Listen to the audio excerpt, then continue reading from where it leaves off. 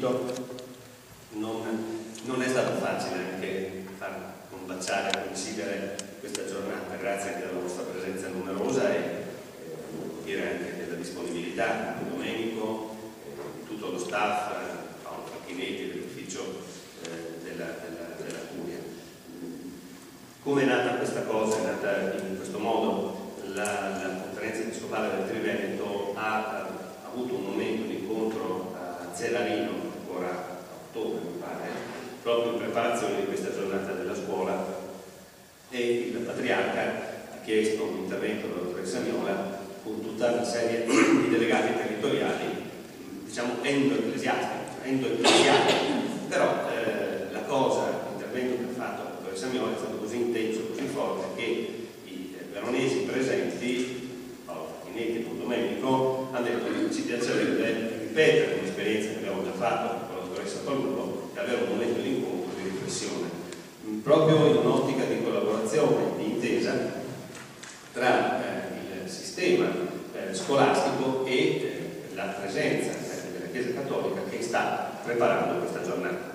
Come ha detto Don Domenico, su questo abbiamo insistito continuamente anche con le gerarchie centrali, che si parlasse di educazione di scuola non in un'ottica di scuola paritaria o statale o altre cose. Questi sono problemi di altra natura che si vedono su altri tavoli. Questo è un problema di impegno civile e culturale che ha visto anche convergere anche altre forze, devo dire, di tutta la comunità italiana, anche diciamo che non condividono ovviamente le linee filosofiche e culturali del mondo cattolico. Perché? Perché sta diventando sempre più importante, sempre più consapevole, sta prendendo sempre forza di più questa consapevolezza che la dimensione educativa non è una dimensione secondaria, periferica, laterale allo sviluppo della società civile. Cioè dopo Lisbona 2000 non ci sono santi che tengano. La società è della conoscenza e chi ha la conoscenza ha l'economia, chi non ha la conoscenza non ha l'economia. Questa cosa doveva essere già chiara in precedenza, lo è stata in epoche passate, adesso lo è sempre di più, perché economia, conoscenza, tecnologie e sviluppo sono inscindibilmente collegate, ma si pensava che la conoscenza fosse essenzialmente l'aspetto cognitivo e tecnologico. In realtà ci si sta rendendo conto sempre di più che c'è una connessione strettissima tra una dimensione che i filosofi chiamano pratica e i filosofi per esempio capiscono cosa vuol dire, che è quella che poi normalmente si dice etica, e che questa etica non si raggiunge per precettistica, si raggiunge per consapevolezza. Quindi c'è un rapporto sempre più stretto tra il conoscere, il comprendere, il vivere e il trasmettere, perché questo diventi patrimonio comune. Allora è chiaro che questa cosa non la può fare più una fonte sola. Ecco quindi il senso di questo incontro. La scuola è la rete delle responsabilità educative. Non c'è più nessuno che possa chiamarsi fuori. Nessuno. Avete visto le polemiche che ci sono state dopo l'affermazione del ministro dell'economia di qualche governo fa che con la cultura non si mangia. Non so se notate quante volte in tutte le occasioni, da tutte le parti, da tutte le provenienze si dica con la cultura si mangia. Cioè, è diventato uno slogan, ma a noi non piace dire questo, non è che con la cultura si mangia, è una provocazione. La cultura né si mangia né non si mangia. Il principio fondamentale è che l'uomo è un animale culturale e che senza lo scafandro della cultura è soggetto comunque ad essere debole come se non avesse il sistema immunitario. Allora da questo punto di vista le alleanze sono il sistema all'interno del quale si forma quello che si chiama sistema immunitario culturale, che non è soltanto per difendersi dagli attacchi degli agenti esterni, ma è un fattore di fisiologia interna, di crescita, di sopravvivenza, ma soprattutto di senso delle cose che si fanno. Questo è un po' il valore al fondo di queste riflessioni, delle cose che io stesso ho sentito dire dalla dottoressa Miola a Zellarino 4 mesi fa, e adesso le lascio la parola per non essere troppo lungo, però era per inquadrarvi anche il senso di questa giornata, che chiaramente vuole essere una giornata, io lo ribadisco, continuo a dirlo, di pedagogia. C'è bisogno di pedagogia, c'è bisogno di linguaggio pedagogico, c'è bisogno di pensiero pedagogico, soprattutto nella secondaria, soprattutto nei tecnici, soprattutto là dove l'aspetto cognitivo non può ridursi a pura dimensione applicativa. Questo è un po' fondamentale, perché sono più nemici della formazione professionale, per i quali la dimensione questione tecnica non è secondaria, bisogna dare anima alla tecnica, bisogna dare un logos alla tecnica. Parlano di tecnologia, ma a volte si ha la sensazione che si tocca una visione meccanica degli apprendimenti. Non è questo.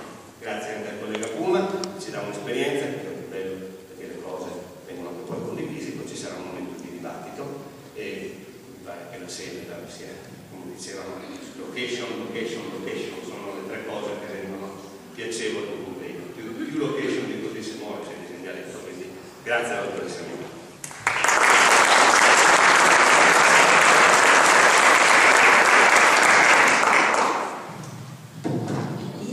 Sono molto commossa e molto grata anche a chi ha pensato di stare qualche tempo, un'ora assieme a voi, perché il tema che viene trattato è un tema naturalmente molto molto caro, al quale ho dedicato tutta la mia, credo, carriera professionale e tutte le mie appunto speranze per il futuro.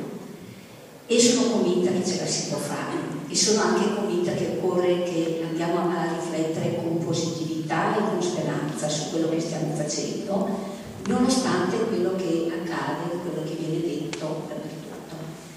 E facevo una riflessione già appunto Giallarino allora, siamo andati a ottobre, devo dire che gran parte di quello che dirò oggi è stato portato in una sede invece di tipo nazionale a Roma, nel mese scorso, quando c'è stato il convegno nazionale dell'AGE, cioè dell'Associazione dei Genitori.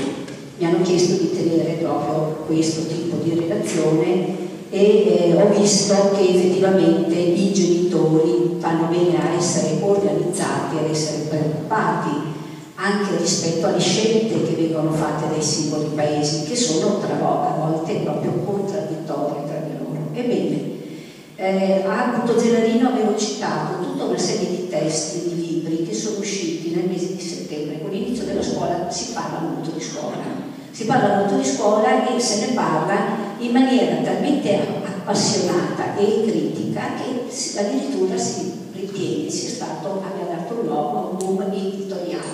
Molti i libri usciti tra settembre e dicembre sulla scuola. In maniera particolare ne voglio vedere per esempio qualcuno, per esempio un certo Eraldo Affinati per la casa editrice Mondadori ha pubblicato un libro in cui fa le difese di tutti i ragazzi bocciati. Vedremo poi eventualmente perché sono vittime di un disagio evidentemente che nessuno sa sanare. Il disagio non è solamente dato dalla povertà e dalla crisi che pure abbiamo davanti, sappiamo bene che vuol dire molto di più. E poi l'Edoli, poi via via, insomma, anche la Milani, la scuola che vorrei, di Adolfo Scotto di Luzio, cosa dicono? Dicono che ci sono tante contraddizioni in questo momento all'interno della scuola, che c'è una povertà di sentimento, di sentire la scuola dentro a un appunto disagio di tipo sociale e culturale, e c'è una fragilità psicologica che preoccupa effettivamente le persone e che preoccupa i ragazzi. Il collega faceva prima un riferimento che devo riprendere sicuramente, ma l'altro riferimento sono i 3 anni della scuola secondaria di primo grado. È l'anello debole, si dice da tempo, ma non siamo in grado di sostituirlo con un anello forte.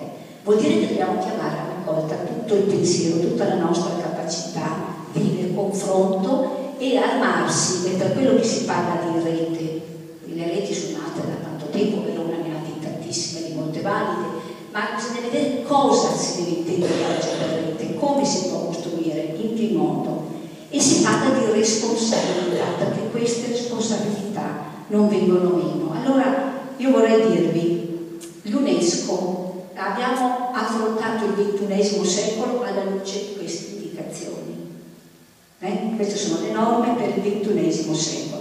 Di fronte alla crescente quantità di conoscenze, di condizioni tecniche in continua evoluzione, adattate ad una civiltà basata sul sapere, prima si diceva la società della conoscenza richiede economia, l'economia richiede conoscenza, questa è la base per le competenze del futuro.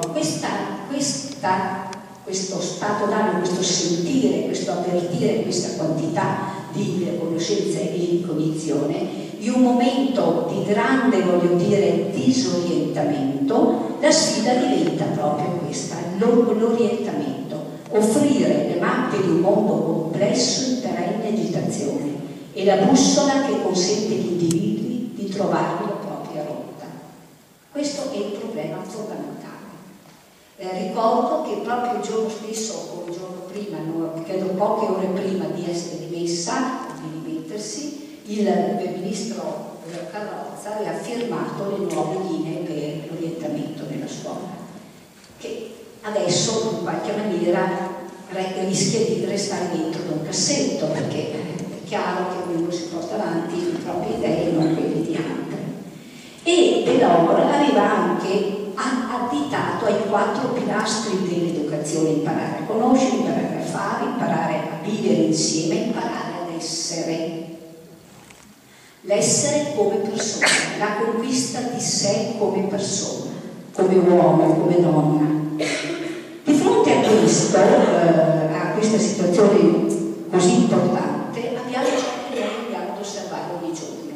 Ogni giorno, vi posso assicurare, con i colleghi da tutta la regione ci vengono stimoli veramente incredibili che si accavallano uno sopra gli altri su quelli che sono proprio le difficoltà anche del fare scuola e quelli che sono, come dire, i pregiudizi che ci sono attorno alla scuola, anche però un accavallarsi di culture, di bisogni, di esperienze, e però alla base una scarsa fiducia per ciò che la scuola può fare. Tant'è vero che, nonostante si dica che la scuola è al primo piano, aspettiamo adesso le scelte, ma voglio dire, abbiamo delle situazioni difficili. Abbiamo delle situazioni, e questo è invece il Corriere della Sera del 31 dicembre del 2013, chiude l'anno sulla scuola con un paginone, in cui, seguendo le lettere dell'alfabeto e alla lettera A parla di abbandono scolastico, quindi di dispersione scolastica, vengono messi in luce proprio le contraddizioni. Abbiamo scuole con gli ebook e con tante anche LIM, dentro a invece stanze, edifici, aule vecchie e soprattutto poco sicure, per esempio. Quindi abbiamo questa contraddizione dei momenti grandi di trapasso, di passaggio da una realtà ad un'altra, che non sappiamo come andare ad affrontare. E effettivamente l'abbandono scolastico è più alto ed è più alto anche in Veneto. Noi eravamo qualche anno molto vicini alla media che era stata allora additata dall'Europa, che era il 10%, eravamo al 12,5%, la prima in Italia, quella più ridotta come appunto divario, e invece adesso siamo attorno al 15% anche noi, mentre in Italia lo sappiamo qual è il tasso medio dell'abbandono, che era appunto, adesso è stato riposizionato sui 12,7 da raggiungere, ma va molto oltre, perché va anche al 18-19% di media. Poi evidentemente si tratta di andare a vedere realtà per realtà. E questo abbandono scolastico si verifica con molta preoccupazione anche in Veneto, lo voglio dire, perché abbiamo notato questa difficoltà, più che come abbandono totale, come diciamo un vero e proprio insuccesso, no? Ripetizioni di anni e via di seguito. C'è anche però un abbandono di chi dopo il secondo anno della scuola secondaria di secondo grado lascia, specialmente in questo periodo in cui evidentemente la crisi impera. Però questo abbandono l'abbiamo visto man mano che seguiamo i casi, perché poi sono tutti monitorati in Veneto, anche grazie all'ANOF, come voi saprete, e via di seguito, e sentiamo dalle scuole, sono legate proprio allo stare male dentro alla scuola. La scuola, che dovrebbe essere un luogo di benessere, no? Invece è un luogo che provoca disagio, lo stare male con i compagni, lo stare male con gli insegnanti. Gli articoli dei giornali ogni giorno ci parlano di piccoli o grandi fatti che capitano nel Veneto, anche se in Veneto raggiunge il diploma di scuola secondaria di secondo grado il 74,5% delle persone, degli alunni, mentre la media di tipo nazionale è del 70%, quindi ci si diploma di più, ma ha uno scarto in Veneto molto forte sulle lauree. Ci si laurea di meno che in tutte le altre regioni d'Italia. Quindi c'è una situazione di disagio che si ripercuote nell'investimento che la società fa nei confronti dell'istruzione e dell'educazione.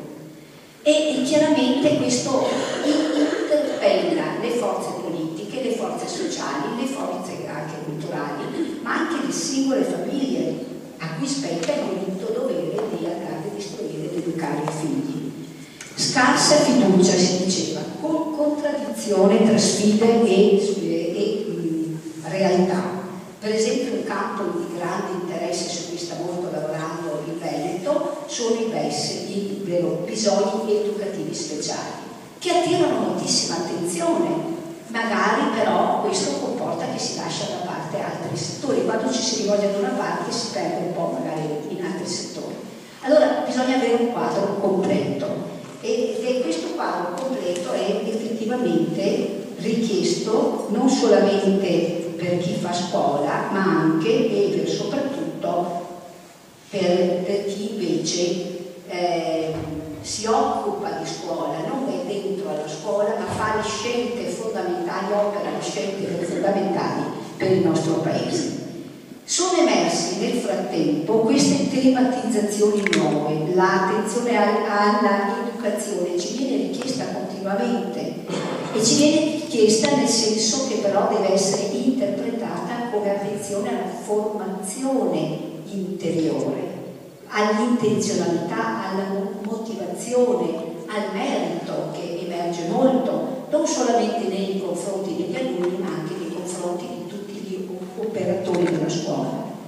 Emerge il valore formativo del lavoro perché c'è un forte scarto tra ciò che si fa a scuola e ciò che si fa nel mondo del lavoro e di cui noi dobbiamo comunque prendere atto, non per accompagnarli con delle azioni via via più idonee evidentemente, pensando che il lavoro, ecco, non è la condanna, il lavoro è anche una dimensione dell'esistere, anzi è una delle dimensioni più importanti per la realizzazione di se stessi.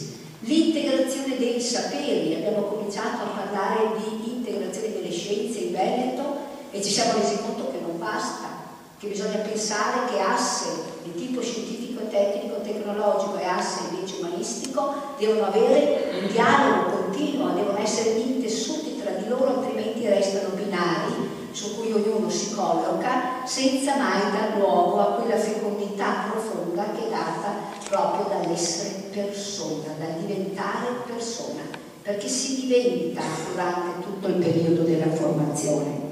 Per questo il sistema del formale e non formale degli apprendimenti può dare naturalmente un grande aiuto, ma facciamo fatica a metterci davanti per esempio a un'impresa e a vedere quali sono gli apprendimenti informali e non formali che magari quell'ambito può offrire al ragazzo che sta studiando e quindi mettersi in sintonia, in dialogo con quello che si sta facendo a scuola, perché ci sono degli insegnanti, naturalmente questo mi dispiace moltissimo, lo vediamo, che vedendo che si accavallano più ministri, no? Nel giro di un anno, 2 anni, anche 3, così, e che ognuno lancia la propria riforma, la propria intenzionalità, come è giusto che sia, si dice ok, io resto qua, poi tanto fra 3 mesi cambierà o fra un anno cambierà, non ne ho più voglia, non ne ho più voglia. Se non ne hanno più voglia gli insegnanti, non ne hanno più voglia i dirigenti scolastici, pensate un po' ai ragazzi, perché questo lo annusano, lo vedono negli occhi, lo sentono diciamo, odore della nostra pelle. Non si può pensare a questo, non si può pensare solamente a andare a costruire, a promuovere le competenze, senza capire che queste competenze del latino piuttosto che del diritto, piuttosto che della matematica o dell'educazione fisica, non siano fonti esse stesse delle dimensioni dell'esistere, fonte di realizzazione.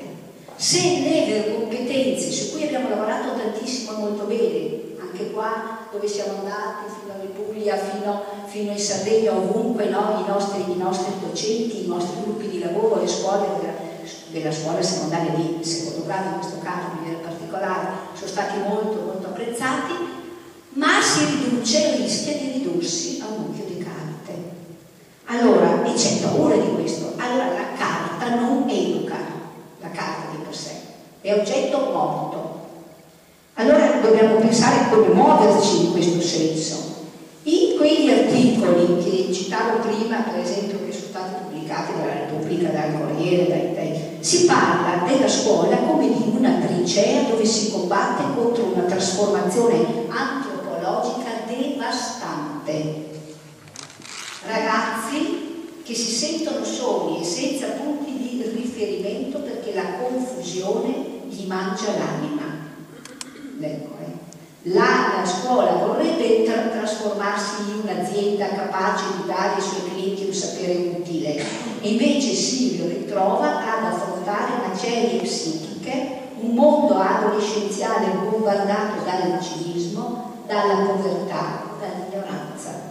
Se una ragazzina di 14-15 anni sente il bisogno per essere apprezzata di far vedere in Facebook le ferite, i tagli sulle braccia e deve sfidare, non ho paura di morire, si butta da un albergo abbandonato, dall'ultimo piano di un albergo abbandonato.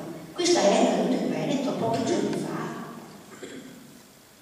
E dopo 2 o 3 giorni dopo, un ragazzo di 17 anni in Veneto, sempre nella provincia di Padova, si è buttato su col treno. E l'ultima parola che ha scritto era: con i treni tutto inizia e tutto finisce. Perché non ci siamo accorti di questo malessere? Non possiamo mica aspettare ancora. Non sono cambiate le cose da quando abbiamo parlato da lì oggi, se non in peggio. Se non in peggio. Cioè, noi siamo un collettore all'ufficio scolastico regionale di tutto quello che accade almeno nella nostra provincia, poi c'è tutto il bene nella nostra provincia, nella nostra regione. Allora, da una parte abbiamo fortissime spinte per questo sapere efficiente basato sulla cultura scientifico-tecnologica e dall'altra invece abbiamo una scuola che deve essere capace, ma non ci riesce molto spesso, no? Di confrontarsi con l'incertezza, con la forza di guardare al futuro, con la realizzazione della persona. C'è una contraddizione, sono 2 blocchi, 2 iceberg che sono lì che si fronteggiano e abbiamo di fronte la inquietudine quantomeno degli adolescenti, che è tipica dell'adolescenza fino ad un certo punto. Quando i livelli si alzano andiamo nella patologia evidentemente, ed è molto diffusa questa inquietudine. Lo spaesamento degli insegnanti, lo dicevo, vabbè, io mollo gli ormeggi perché ormai non so più che cosa fare. Il malessere diffuso nella nostra società, le difficoltà della famiglia, naturalmente molte adesso risentono anche di difficoltà più gravi che nel passato, essendo magari senza lavoro il padre di famiglia o la madre o quant'altro. Evidentemente ci sono delle situazioni che non dobbiamo prendere per vera. Forse noi non abbiamo quello che accade in altre regioni dei quartieri in cui la vita è impossibile, ma noi dobbiamo pensare al nostro paese che non è solo il Veneto ma l'Italia, ci sono anche lì nelle zone ovviamente di altre appunto regioni punte altissime di malessere che non possiamo più credo accettare.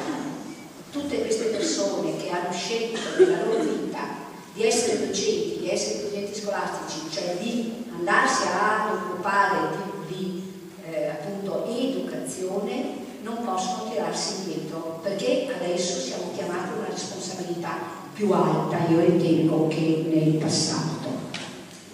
C'è poi un altro discorso, ma lo accenno solo, la bolla dell'istruzione. Cito la controlista internazionale del 3 ottobre del 2013, dove si parla del fatto che in America, no, e anche i ricchi però della Cina, danno grandissimo peso all'istruzione, scelgono le scuole più, diciamo, che hanno un maggior titolo, maggiore, ecco, che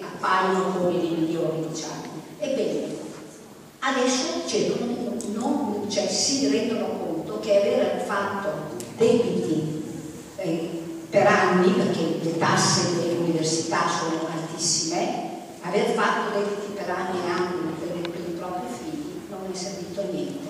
Perché? Perché escono e non trovano neanche il loro lavoro. Non è la stessa cosa. E resta lì forse questo capitalismo, ecco, delle università. Io vi prego di leggere questo articolo perché non ho il tempo di illustrarlo qui oggi, ma voglio dire che chi investe in istruzione investe bene, si investe nell'istruzione che si accompagna all'educazione. Se invece investe nella facoltà più rinomata e spende eccetera, impoverisce il ragazzo che esce dall'università con un debito che deve scontare per anni dopo, ma soprattutto non trova più quel denaro, perché era, come dire, la meta sbagliata. Non si può scegliere una scuola perché ti farà più ricco in futuro, devi scegliere una scuola perché risponde alla tua dimensione della crescita, al tuo sentire. Quindi anche su questo c'è effettivamente un allarme a livello questo mondiale. Ancora c'è tutto questo, secondo voi, secondo me, dobbiamo chiederci, indica che siamo in declino. C'è il tramonto lento dell'Europa, c'è il tramonto lento del mondo occidentale. Siamo e dobbiamo vivere in una situazione di tramonto, oppure questi fatti, queste riflessioni ci portano a una, come dire, dovere di ricomposizione di queste asperità che si confrontano tra loro. Per esempio, tutta la grande attenzione che diamo agli apprendimenti, anche qui un merito del Veneto di riuscire molto bene, lo sappiamo nelle prove INVALSI, nelle prove OCSE, prescinde dall'educativo. Sapete bene che vengono fatte delle analisi nelle scuole campioni per capire anche che clima c'è dentro le scuole, qual è il rapporto tra gli insegnanti, quali sono le famiglie, il tipo sociale, cioè tutto questo rientra nell'educativo. Allora, in che maniera dobbiamo muoverci? Morei ci dice, attenzione, niente c'è di facile, non potete approcciarvi alla complessità se non in maniera semplificatoria. Occorre distinguere i compiti della scuola, della famiglia, delle risorse del territorio, della politica, intesa come policy, intesa non come partitismo evidentemente. La famiglia vado veloce, ha vissuto e vive delle trasformazioni profondissime, e chi è ogni giorno in trincea nelle aule scolastiche lo avverte, e avverte che c'è sempre di più la relazione di coppia che non c'è, o che c'è in maniera disturbata, la mancanza di tempo per l'ascolto, l'attenzione va solo all'organizzativo, la caduta degli obiettivi etici, questo nei confronti della relazione. Tanto è vero che io mi preoccupo sempre quando ci sono le scuole che chiedono tanto tempo pieno. Esprimo anche le opinioni personali, perché certamente la scuola deve essere un servizio, ma 40 ore per settimana, bisogna mandare a casa i bambini mangiati, vestiti e tutti pronti per andare a letto. Com'è andata oggi? Cosa avete fatto? Niente. Ed è finito lì il dialogo. Purtroppo capita, lo sappiamo. Allora ci sono problemi nei quali noi non possiamo entrare, ma dobbiamo conoscerli per aiutare i ragazzi a trovare invece un clima il più possibile idoneo ad una crescita sana.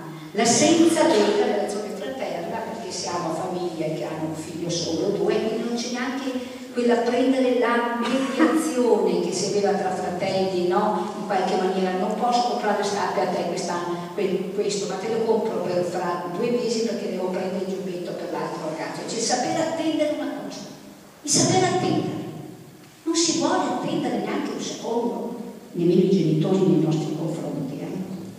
Quindi l'assenza della mediazione, tutte le aspettative che sono messe sul sé, e questa per società neutra, la famiglia liquida, l'avevo citato Bauman, voi avete visto, ma per la società neutra alza le mani, la società. Avete sentito qual è stato, per esempio, tutta la polemica nata sul fatto che nella pagella non si vedeva più il papà, la mamma o i genitori, ma primo genitore, secondo genitore, terzo, eccetera, no? Allora si dice, va bene, tecnicamente io devo essere indifferente, neutro, ma in questo essere neutri, il riferimento ai valori, al senso del vivere e della vita e dello studiare e della bellezza e della conoscenza, dove vanno a finire? Si perdono totalmente e ci si concentra quindi su degli obiettivi tecnici che sono disancorati da tutto il tessuto vitale della persona. Quindi può anche apprendere, ma apprendere in maniera tecnica senza questa capacità di comprendere profondamente ciò che si fa. Il rischio è quello della disumanizzazione, perché allora si dice va bene, tutto quello che è possibile è lecito. Voi avrete visto che in questi giorni ne hanno parlato i giornali, era previsto un convegno a livello nazionale a cui avremmo dovuto tutti andare, almeno 3 persone per ogni USR per partecipare, sull'educazione sessuale. Sull'educazione sessuale da partire L, che vuol dire lesbiche, G, che vuol dire gay, e poi abbiamo i transgender, eccetera. Ed è stato sospeso. Il giorno prima che avvenisse è arrivata una nota a tutti gli uffici che è stato sospeso, perché la cosa ha creato evidentemente problemi molto forti, molto importanti anche nelle associazioni dei genitori, nelle famiglie e via di seguito. Siamo pronti ad affrontare questi problemi. Ci sono, non è che devi chiudere gli occhi, ci sono, quando, come, eccetera, però come affrontarli, quando, che tipo di responsabilità abbiamo di fronte a un ragazzino che ti dice ah sì, il fidanzato di mia mamma mi ha comprato un nuovo telefonino, è normale ormai nelle aule. Allora dobbiamo capire come possiamo noi adulti farci carico, che veniamo da un altro tipo di cultura di vissuto, farci carico di questo vissuto che certamente è molto più difficile e ci interpella in maniera assillante continuamente ogni giorno. Questa è la responsabilità di fronte alla modernità, che non è solo la famiglia, è proprio l'epoca in cui noi viviamo che porta a queste situazioni. Lavoro precario e il lavoro precario e le evoluzioni identitarie mutanti, di questo parlavo adesso. La sindrome cronica dell'incertezza, andiamo a navigare a vista, speriamo che anche oggi me la mano buona, non si faccia male nessuno nella mia scuola, che non ricevo una diffida da un avvocato perché sia dipendente del bambino e via di seguito. Questo è questa epoca di destrutturazione del nostro tessuto, violenta gli adulti e violenta in maniera particolare gli insegnanti, che ne hanno proprio per missione, compito principale quello dell'educazione. E evidentemente il ragazzo si costruisce, quindi resta solamente fissato su se stesso, e questo comporta la impossibilità di guardare avanti. Una volta si diceva impara questo perché ti servirà per il futuro. I ragazzi nel futuro non vogliono sentire parlare.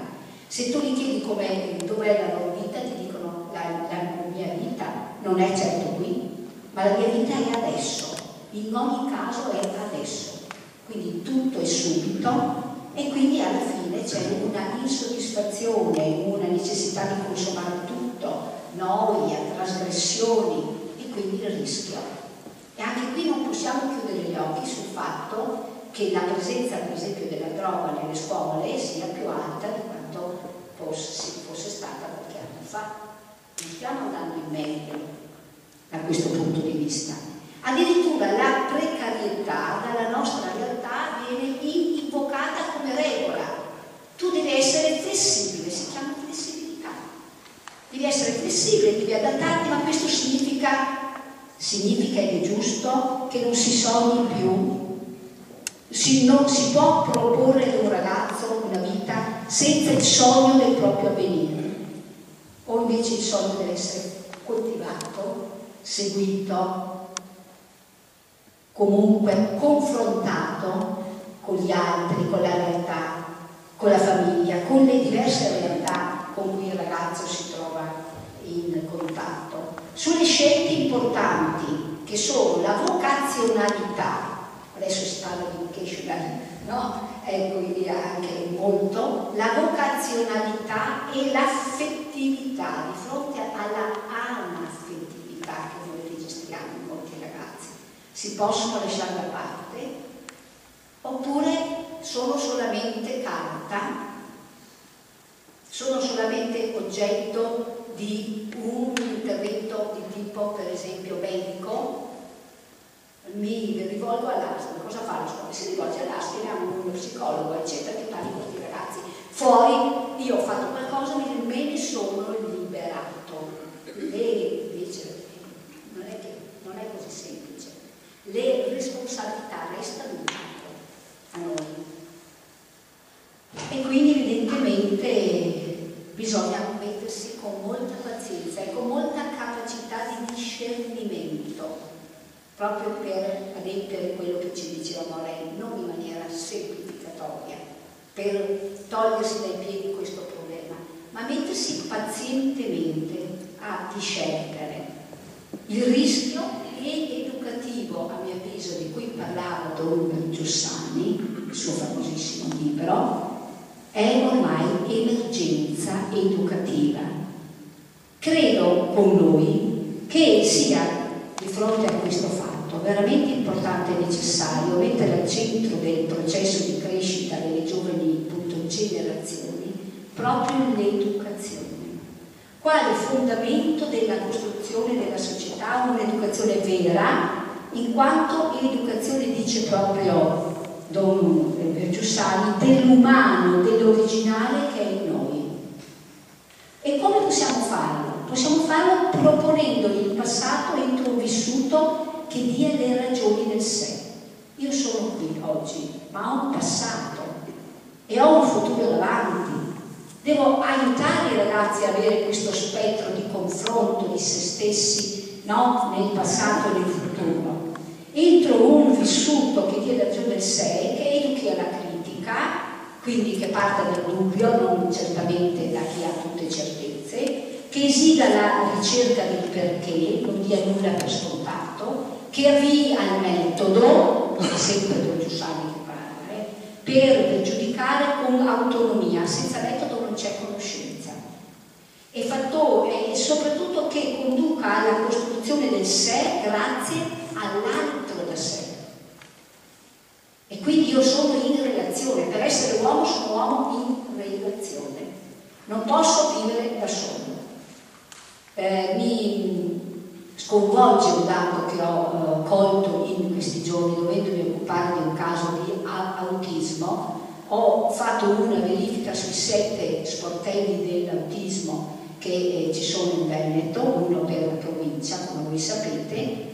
Vi dico che Vicenza, non so il dato di Verona, non lo ricordo purtroppo, ma Vicenza ha 205 casi di autismo da seguire. Mi sembra un numero spaventoso. Treviso ne ha, credo, circa 180. Lì siamo nelle patologie, ma pensate alle difficoltà che ci sono. E hanno diritto anche loro di avere la scoperta di sé, di conquistarsi, di stare insieme all'altro da sé. E questo dialogo con l'altro da sé rappresenta un rapporto imprescindibile che è quello della trascendenza, di ciò che non è qui, ma che è dentro il nostro cuore e nella nostra anima. Questo mi fa riflettere ogni giorno e ci fa chiedere se siamo stati capaci, se siamo capaci di accompagnare questi ragazzi nella conquista di se stesso. Del resto, vuol dire, non sono cose solo di oggi. Durkheim, seconda metà dell'Ottocento, primi anni 30 del Novecento, dice che l'oggetto dell'educazione non è dare all'allievo una quantità sempre maggiore di conoscenza, ma è costruire in lui uno stato interiore e profondo, una sorta di polarità dell'anima che lo orienti in un senso definito, non solamente durante durante l'infanzia ma per tutta la vita. Quindi vuol dire tanto di più, no, di quello che facciamo a scuola. Aiutarlo, perché nessuno può fare se non la singola persona, a far nascere dentro di sé uno stato profondo che lo guidi, cioè dei valori che lo guidino.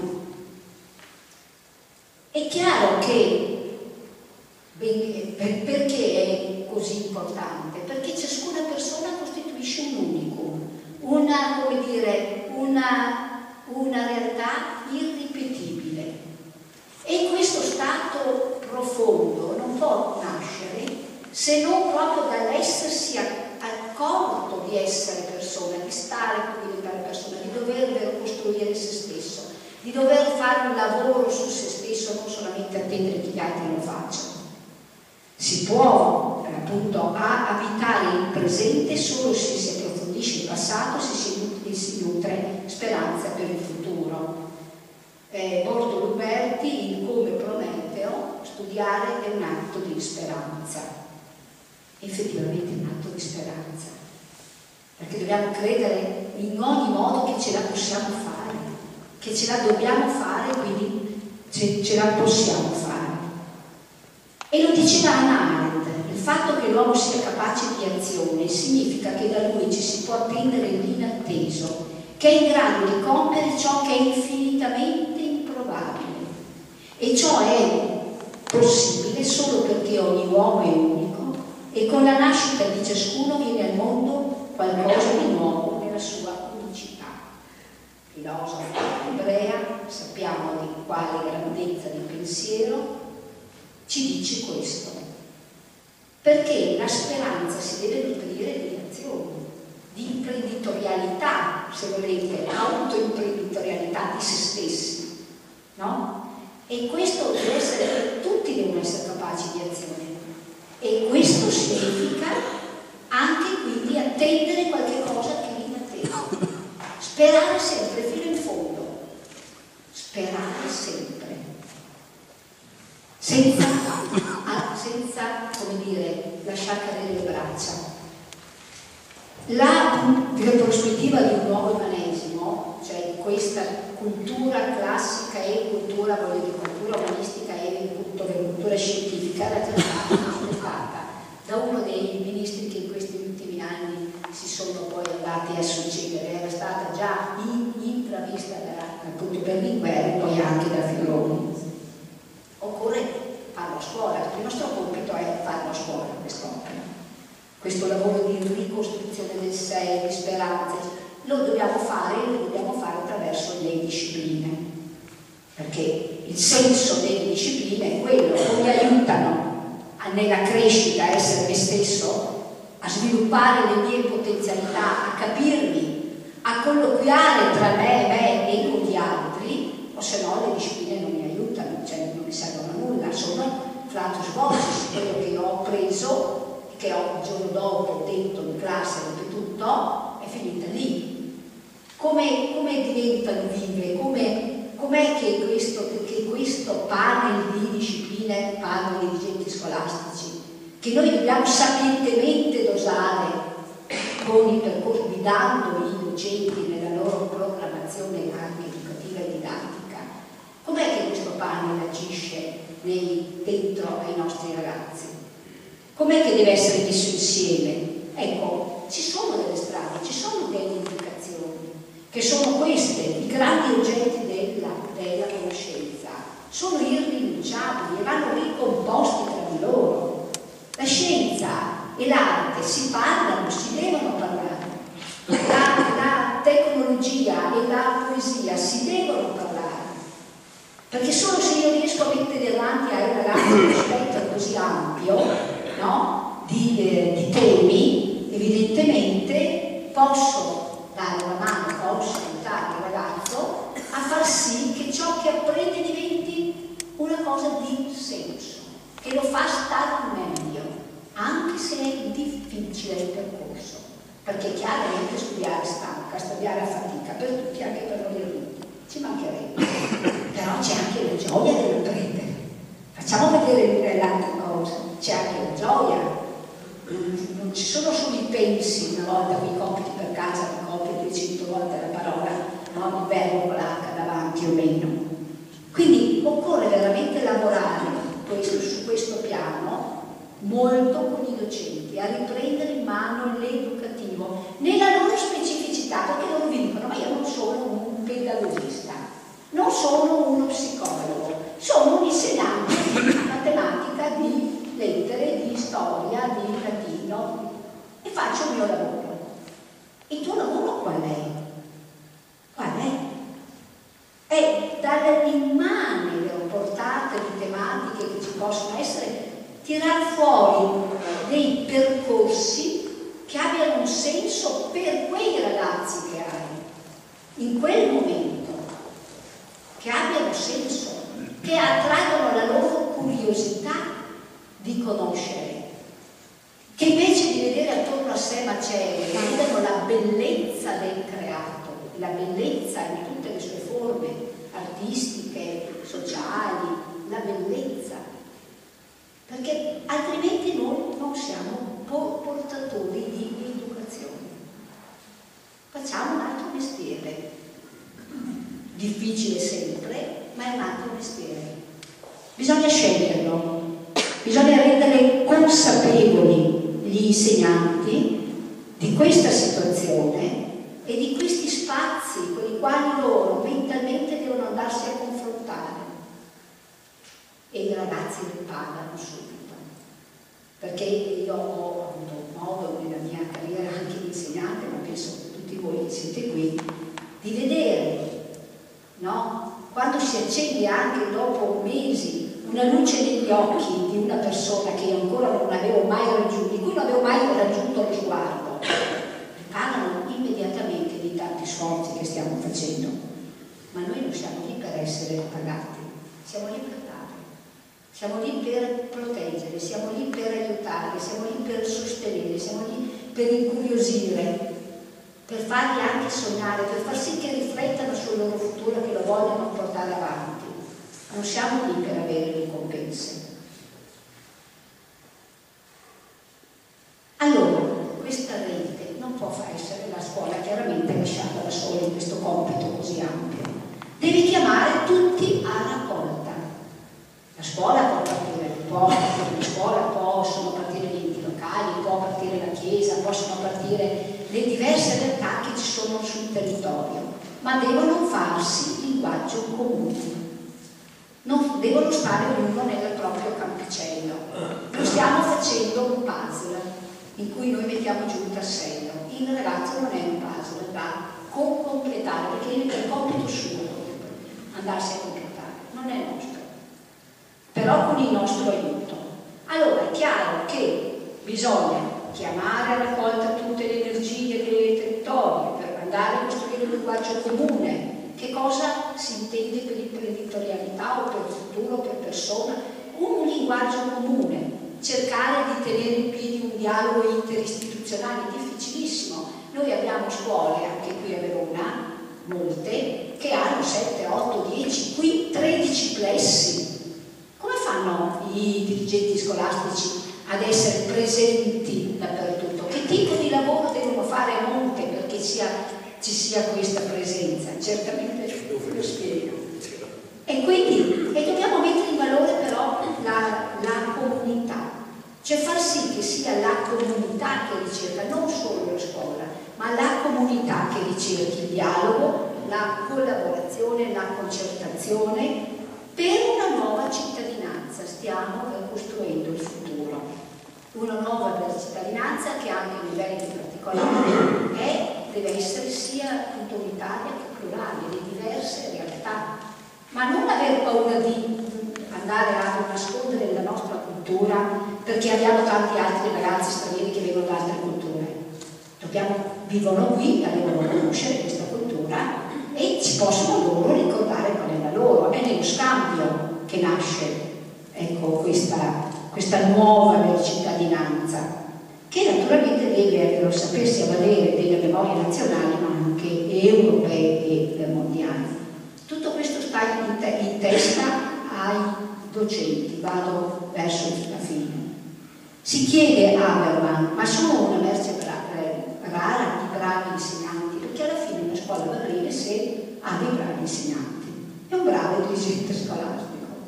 E probabilmente tutti sanno cosa vuol dire che essere un bravo insegnante, al di là delle scalette di Vales, di tutti quanti, tutti gli sforzi per il miglioramento. E dice Habermas che devono essere molto tenaci, avere molta energia, aver cura della relazione con gli studenti, devono saperne apprezzare gli sforzi, devono avere doti organizzative, attitudine a intessere e naturalmente interesse a proteggere l'apprendimento degli studenti, a tradurre teoria e ricerca nella pratica, a anche trattare con l'amministrazione, a suscitare il senso di appartenenza degli alunni, devono sapere coinvolgere i genitori e le altre agenzie educative, sostenendo le rendicontazioni per gli studenti a rischio. È un compito immane. E il capo d'istituto in qualche maniera deve sapere, come dire, rapportarsi con gli insegnanti, andando a richiamare questo compito, andando a favorire momenti di studio anche tra di loro, non di aggiornamento sentito, ma fatto da loro stessi con le loro stesse mani.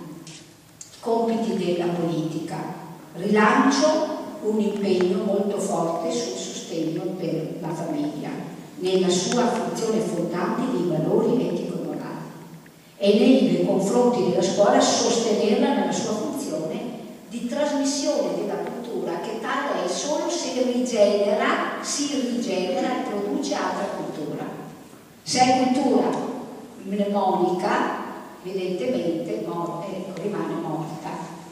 Quindi il compito è particolarmente importante, anche perché questa cultura che propone, che è la cultura del nostro paese, del mondo, dell'essere uomo oggi, deve spingersi per il futuro e deve essere però vicino alle istanze e al linguaggio dei giovani.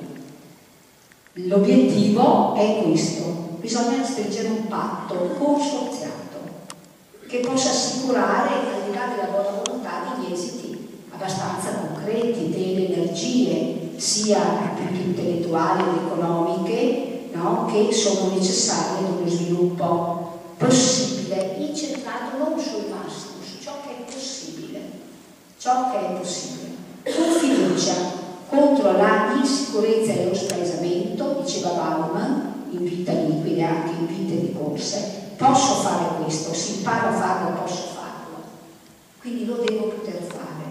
E la fiducia come condizione fondamentale del più generale e coinvolgente atto della trasmissione della cultura, che presiede la costituzione e la configurazione di ogni convivenza umana. Questo è Niklas Luhmann nel testo appunto che ha come titolo La fiducia.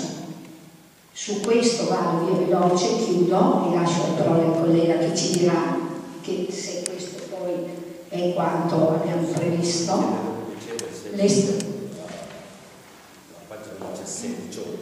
Sì, perfetto, riprende un punto, perfettamente.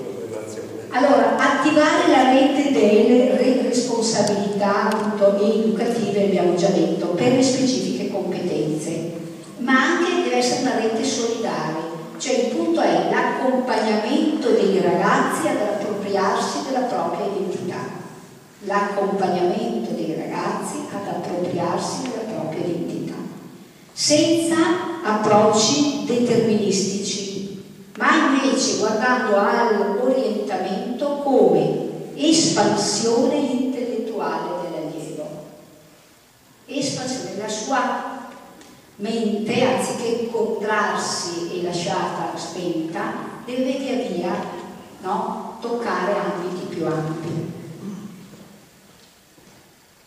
Uscire dall'impostazione adultocentrica, cioè fare spazio man mano che crescono i ragazzi, non dare degli spazi. Loro vogliono prendersi degli spazi, se li prendono. Prima siamo passati davanti alla FEI, ha detto che c'era un'occupazione, un'autogestione, le assemblee all'aria aperte, ma erano lì con gli tutto striscioni, ho visto. Cioè bisogna lasciare anche lo spazio che deve essere da loro conquistato, quindi la contrattazione, no? Evidentemente. ricondurre le scelte di vita alla dimensione della gioia, ossia della consapevolezza dello star bene.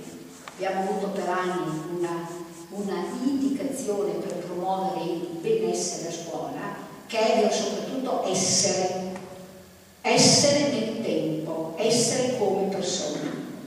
Fare rete è difficile perché i legami sono molto deboli, la rete si può disfare in qualsiasi momento.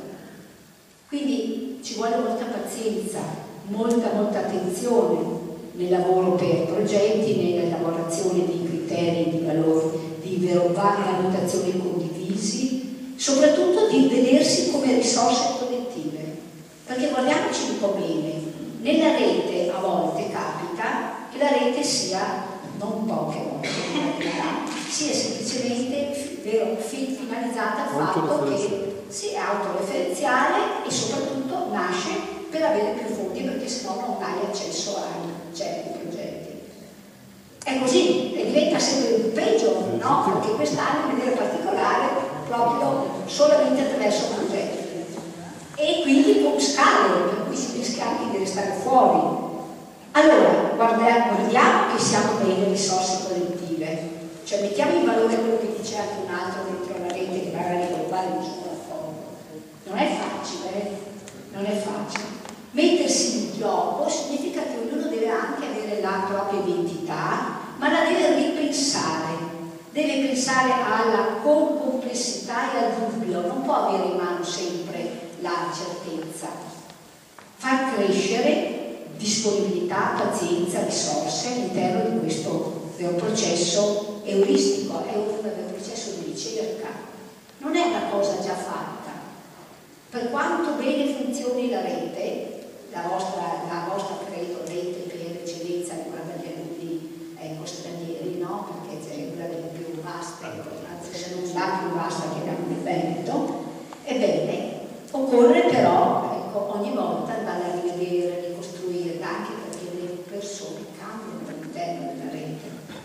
La scommessa finale, questa mi sembra che sia la scommessa che dovrebbe vincere il ministro della pubblica istruzione: tenere insieme 3 ordini di valore: quello burocratico, le linee di indirizzo del bureau, le regole dell'istituzione scolastica, l'autonormazione delle scuole autonome, con il invece sistema professionale, cioè l'essere docenti, le competenze, il sistema organizzativo che ogni scuola si dà, le norme del contratto. Quante volte diciamo ma dovrebbe cambiare del tutto il contratto degli insegnanti? Sì, siamo tutti in attesa che cambi il contratto degli insegnanti, perché così non può più restare. Il mondo ha fatto tanti di quei giri da quella volta, ecco, che poi non sono molti anni fa, ma tanti di quei giri. Quindi è chiaro che questi sistemi, quello poi dei singoli allievi di tipo appunto personale, di tutti i doveri delle studentesse e degli studenti e attese delle famiglie sul territorio, sono 3 corni, insomma, di punte di un triangolo che ogni giorno va ripensato dentro alla rete e dentro alle scuole. Chiudiamo qua. Io credo che prima di tutto occorra percorrere con un amore ostinato le strade dell'educazione, riprendendo a crederci. E io sento che personalmente, sarà perché me ne occupo un po' di più in questi mesi, ma sento che c'è voglia di rifondare, di tornare, perché questa che stiamo vivendo a volte non è proprio scuola, non è scuola. Lo dicevo qualche giorno anche nel mio ufficio con i nuovi ispettori, che ringrazio di essere presenti, come ringrazio tutti voi di aver avuto questa pazienza di ascoltarmi. Però dico, se ci lasciamo sopraffare da ciò che è, come dire, superfettazione delle costruzioni tecnico e della organizzazione rispetto a questo compito, evidentemente siamo già perduti. Vogliamo crederci, e se è così, questa è l'ultima, pensare che c'è nell'educazione una dimensione etica che è sopra tutte le nostre azioni. La cultura è è ciò per cui l'uomo, in quanto uomo, diventa più uomo, è di più, accede di più all'essere. E questa è la parola di Giovanni Paolo II all'UNESCO 1980. Jacques Delors, abbiamo visto, Papa, invece Giovanni Paolo II all'UNESCO. La cultura è ciò per cui l'uomo, in quanto uomo, diventa più uomo, è di più, accede di più all'essere. Grazie per la vostra attenzione.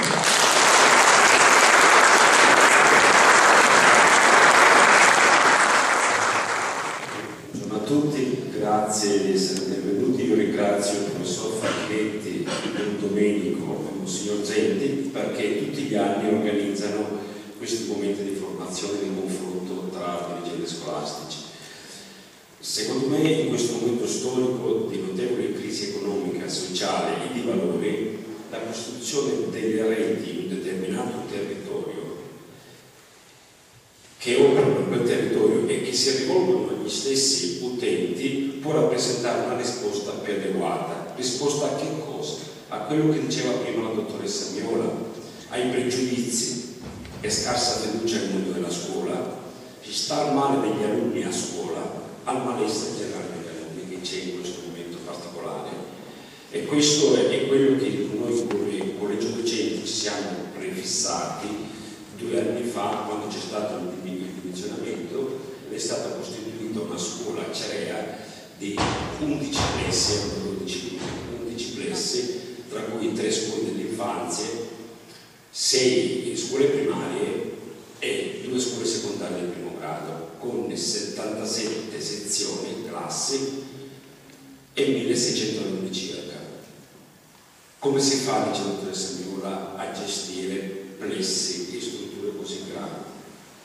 Si fa con enorme fatica e soprattutto delegando alcune cose, ma cercando di averle in mano sempre. Se no è difficile veramente essere presenti con le difficoltà, specialmente in questo particolare momento, difficoltà economiche dei comuni che non riescono più a rispondere alle esigenze delle scuole, parlo dei comuni perché licei, le scuole medie e le scuole elementari dipendono dai comuni, dalle strutture. Quindi il progetto che descriverò non ho la pretesa di essere un esempio, ma solo un'esperienza fatta all'interno di una scuola, e progetti simili ce ne sono sicuramente in tante realtà, che sono tantissime le reti che ci sono nel Veneto, veramente da tante tinte.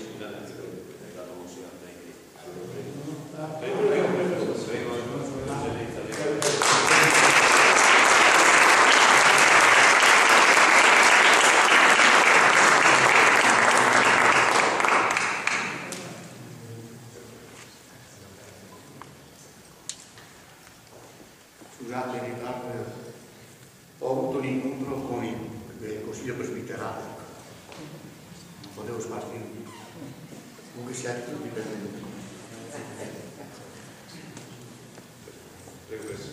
Benissimo. Grazie dell'invito, Monsignor Zenti. Grazie.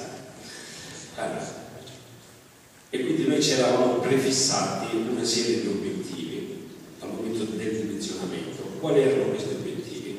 Creare momenti per la comunicazione del piano di offerta formativa, però rivolta non solo agli organi collegiali, ma rivolta alla comunità. Creare momenti di incontro e condivisione tra la scuola e la realtà educativa, culturale, sportiva che c'è nel territorio. Tra queste abbiamo aggiunto le parrocchie del territorio di Cerea. Perché abbiamo individuato anche le parrocchie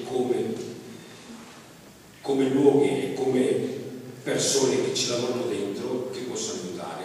Perché bisogna capire la realtà territoriale di Cerea, in cui le parrocchie hanno un ruolo con le loro strutture, il circolo noi, la piccola fraternità, un luogo in cui i bambini il pomeriggio, soprattutto i bambini in difficoltà dal punto di vista economico, in difficoltà, poveri come linguaggio, al di là del loro credo religioso, perché la maggioranza dei ragazzi, almeno per Cerea, che frequentano la fraternità, sono ragazzi extracomunitari che non fanno religione all'interno delle scuole, però nonostante questo, e dopo seguono i bambini dal punto di vista del trasporto scolastico, dove il comune non riesce ad arrivare per problemi economici, sicuramente i volontari in questo caso riescono a intervenire. Quindi sono delle realtà importanti in cui ci relazioniamo tutti i giorni. E Cerea c'è una struttura parrocchiale, ora sicuramente sbagliamo qualcosa, abbiamo 4 parrocchie praticamente, anche se sono di più le parrocchie perché alcuni penso che siano più sedi, e quindi organizzare il tutto in questo modo non è semplice. Chi ha aderito, e siamo rivolti all'amministrazione comunale naturalmente, la quale amministrazione comunale ha dato l'elenco dei soggetti dal punto di vista delle associazioni sportive, sociali ed economiche in qualche modo che sono nel territorio. Hanno partecipato a diversi incontri 20 associazioni tra sportive e agenzie educative, cioè le agenzie che si interessano soprattutto delle attività pomeridiane all'interno della comunità di Cerea, le 4 parrocchie, il comune, la Proloco e i centri contradali. Perché i centri contradali? C'era un'organizzazione, ogni quartiere ha il suo centro pomeridiano dove gli anziani, dove si ritrovano. Quindi è importante coinvolgere questo. Dopo, creare momenti di formazione e di riflessione assieme. Poco fa si parlava, la dottoressa Viola parlava di linguaggio comune. Ci eravamo chiesti se il linguaggio usato dagli allenatori di calcio, delle attività sportive, oppure degli educatori che lavorano all'interno delle parrocchie è comune al nostro della scuola. Perché non trovarsi a discutere di queste cose? E ricercare professionalità. Sappiamo che all'interno della scuola negli ultimi anni soprattutto si riducono le risorse economiche in un modo drastico. Quindi come fare per attivare i progetti educativi e ridurre quindi i costi? Quindi sicuramente una realtà come Cerea, che abbiamo 1600 alunni, all'interno di questa utenza, dei loro genitori e delle conoscenze che hanno, se mettono a disposizione la propria professionalità, ci può essere un arricchimento all'interno della scuola. E dopo c'è il lato economico, ricercare anche risorse economiche, ma non solamente nella costituzione di una rete che bisogna partecipare, perché già le risorse sono state stabilite dall'ambito scolastico regionale o nazionale, quindi più si è, più punti e più possibilità di avere finanziamento, no? Creare una rete in questo caso per riuscire ad avere risorse economiche per attuare progetti oppure il fine di una scuola, cose concrete. E il sogno di 4 anni fa della scuola era quello di attrezzare tutte le classi della scuola primaria, della scuola secondaria di primo grado, perché 4 anni fa non c'era stato il direzionamento, però ero titolare alla direzione didattica con reggenza lì, ci sono arrivato. E questa era la proposta che ho fatto al collegio docente: attrezzare tutte le aule con lavaglie interattive. Stiamo parlando di 77 classi, quindi era difficile, era un sogno. Infatti gli insegnanti, dove c'era un problema anche di conoscenza dello strumento, di didattica e quindi di aggiornamento, quindi bisognava concentrare le risorse in una direzione, quelle che si hanno con il fondo istituto, e cercare di andare alla ricerca di altre risorse. Mi ricordo un incontro che ho fatto con i genitori per stimolare i genitori a partecipare, quindi a creare innovazione e alleanze soprattutto. E quando avevo lanciato questa proposta, i genitori mi hanno detto: Preste, ma quanti soldi abbiamo? Gli ho detto 0. Era la realtà. Bisognava alla ricerca di queste risorse. Allora come facciamo? E i genitori stessi veramente rappresentano una risorsa enorme. Infatti loro stessi hanno dato le indicazioni di come fare. E un'altra cosa, ricordo un genitore basta tassarci di 50 euro a testa e raggiungiamo l'obiettivo. Dico no, perché l'importante è la partecipazione, oltre che non è possibile legalmente, tecnicamente. Cioè, quello che era fondamentale era la collaborazione, mettere a disposizione la propria professionalità dei genitori in questo caso e soprattutto le proprie relazioni all'interno del territorio. Quindi le relazioni che loro avevano. E sinceramente dopo quell'incontro parecchi genitori sono venuti a parlarmi dicendo sì, conosco il direttore della PAC, conosco questa associazione, conosco questa realtà economica che potrebbe essere disponibile. Infatti abbiamo fatto parecchi incontri con le diverse realtà economiche presenti nel territorio. E questo era. Quindi quando è stata costituita questa rete abbiamo individuato i compiti, come si diceva precedentemente, ciascuno ha il proprio compito, perché una rete formata da 27 strutture è difficile, quindi ognuno aveva il proprio compito e ci siamo dati i compiti in base alle esigenze, ma i compiti non li avevamo stabiliti all'inizio, ognuno di noi si è dato i propri compiti in base alle conoscenze, alle competenze, alla realtà anche delle persone che ci lavorano all'interno di quelle associazioni. E quindi c'è un momento di progettazione e di condivisione, rivolta soprattutto ai rappresentanti della rete, ai presidenti, ai delegati.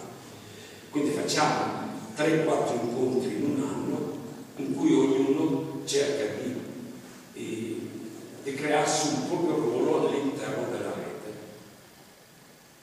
Con me è stato creato il comitato genitore, che è una parte fondamentale di questo. E dopo di informazione, come dicevo precedentemente, il punto che noi ritenevamo come scuola fondamentale è quello di spiegare, prima di creare un POF legato alla realtà e dopo di presentarlo alla comunità nel suo insieme e di formare ed informazione soprattutto per quanto riguarda le agenzie territoriali presenti nel territorio di Ciaia. In che senso? Cioè, ciascuna associazione, e chi lavora con le associazioni si rende conto che vogliono, passate per termini, scusatemi, un tornaconto, devono vedere il vantaggio che possono avere. Quale poteva essere il vantaggio delle associazioni in questo caso? Era quello di esporre e quindi di presentare il proprio progetto delle attività a una comunità più vasta che tutta la comunità. E questo era veramente una cosa forte di questa associazione, un punto forte notevole. E dopo c'era il discorso del linguaggio, il discorso della condivisione dei progetti attraverso momenti formativi. Quindi abbiamo cercato di realizzare 3 momenti formativi indirizzati a tutti gli educatori della comunità, intendendo per educatori dai genitori agli allenatori, agli educatori delle parrocchie e quindi ai docenti della scuola.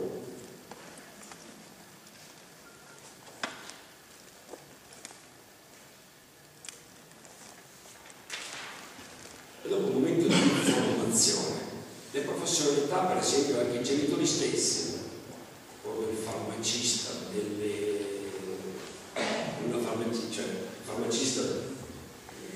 un farmacista di Ciaia ci mette a disposizione le mie competenze e nel laboratorio di scienze vengono fatti delle attività con un esperto esterno, costo zero e soprattutto si relazionavano con la scuola in un modo concreto, non solo a fare molto spesso polemiche o discussioni, creare quello che si diceva precedentemente, fiducia, quello che era fondamentale per noi, creare fiducia. E quindi questi momenti formativi che si organizzavano anche precedentemente, però sinceramente precedentemente, prima di questa rete, i risultati erano scarsi. Scarsi perché a partecipare erano sempre i soliti 70-80 genitori. Grazie.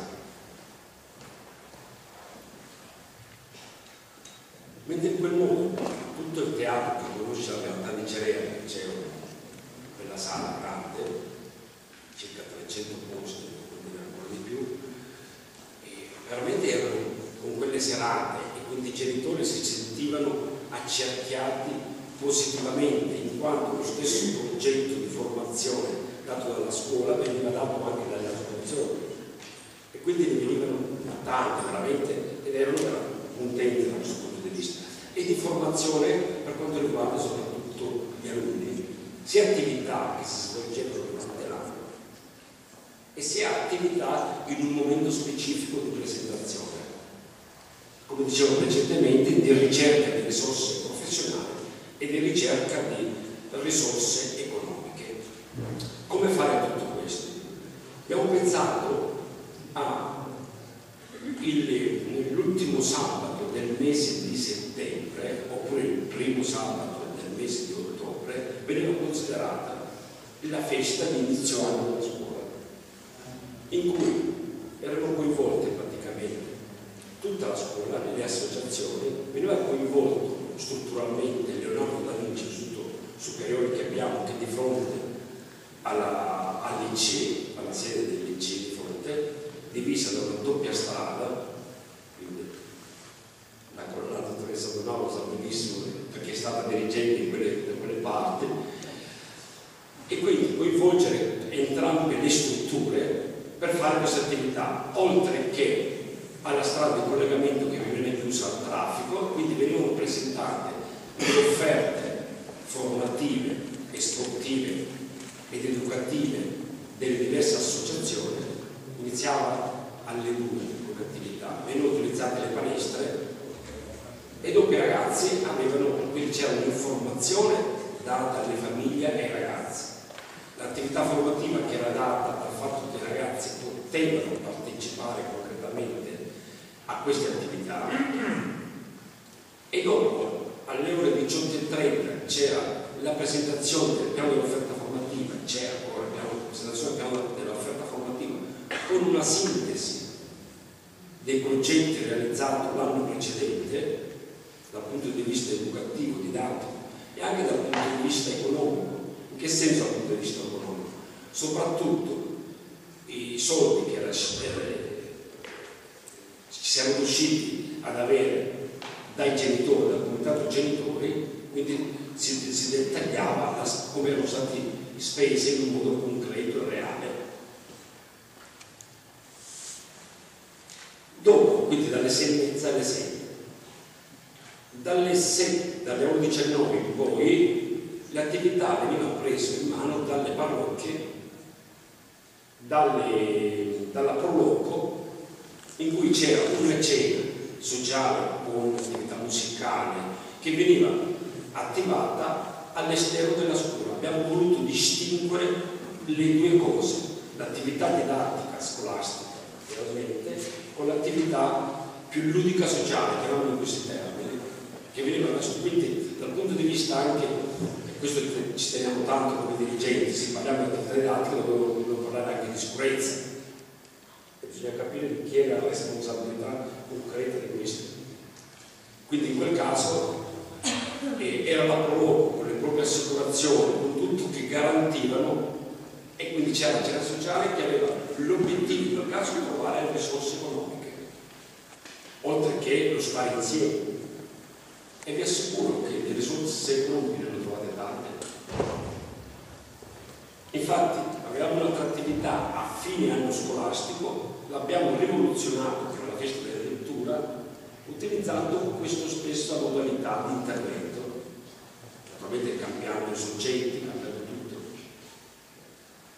E è brutto parlare in termini economici, però secondo me dall'idea si riusciva con questi fondi raccolti che dopo venivano donati alla scuola arrivare anche in un'attività di questo genere complessivamente, tolte le spese per il relatore, tutta una serie di cose, si arriva intorno ai 13.000 euro, e per una scuola vi assicuro è una risorsa enorme. Infatti nel giro di 3 anni siamo riusciti ad acquisire tutte le lavagne interattive all'interno dei plessi. Quindi parlando scolastico del 2012 o del 2013 l'anno scorso, tutte le classi della scuola primaria e della scuola secondaria del primo grado sono attrezzate in queste tecniche. Oltre a queste siamo riusciti ad attrezzare anche le scuole dell'infanzia in questo modo, e ora stiamo pensando ai laboratori, c'è parte del discorso dei laboratori, e quindi questo era per dire che quello che è fondamentale è condividere con il territorio senza ognuno cercando il proprio ruolo. Io direi questo è lo spunto che volevo dare a questo, e quindi sollecitare me stesso, sollecitare tutti a cercare di parlare col territorio avendo un progetto sì specifico, però essendo mobile, per dirla recentemente, riuscire a trovare una responsabilità educativa in tutti i soggetti che ci sono in un territorio. Io ringrazio la dottoressa Viola, e questo rappresenta la sintesi di tutto quello che abbiamo fatto proprio in un modo, se mi riconosco proprio al 100%, per questo ho detto, e la ringrazio per averla presentata. Grazie.